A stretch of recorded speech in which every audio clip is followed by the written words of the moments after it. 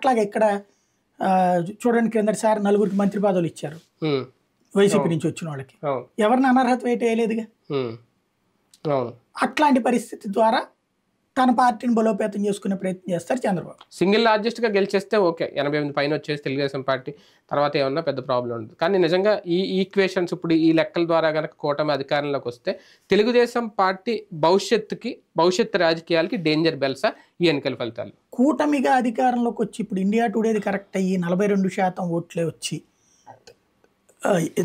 ఏది 70 దగ్గర 79 80 దగ్గర దీనికి వచ్చింది అనుకోండి తెలుగుదేశం, అది భవిష్యత్తులో ఖచ్చితంగా డిపెండబుల్ పార్టీగానే మిగిలిపోతుంది.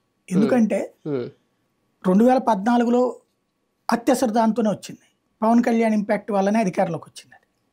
ఆయన మోరల్ సపోర్ట్ డైరెక్ట్ గా కాకుండా బీజేపీ కలవడం కలిసారు. ఇప్పుడు బీజేపీ జనసేనల వల్లనే వస్తుంది ఇప్పుడు కూడా పవర్ లోకి. అంతేనా? అంతే కదా. పర్సంటేజ్ చూస్తే 44 అంటే మీకు 2014 ఎంత వచ్చింది? 45. ఓట్ ట్రాన్స్ఫర్ జరిగిందని ఎందుకు అనుకోకూడదు?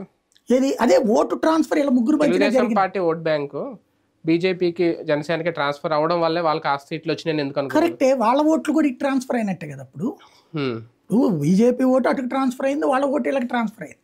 ఇచ్చి పుచ్చుకుంటే సాధ్యమైంది కానీ వీళ్ళది వాళ్ళకి పోవడం కాదు కదా బేసిక్ గా ఇక్కడ. అంటే 32 స్థానాలు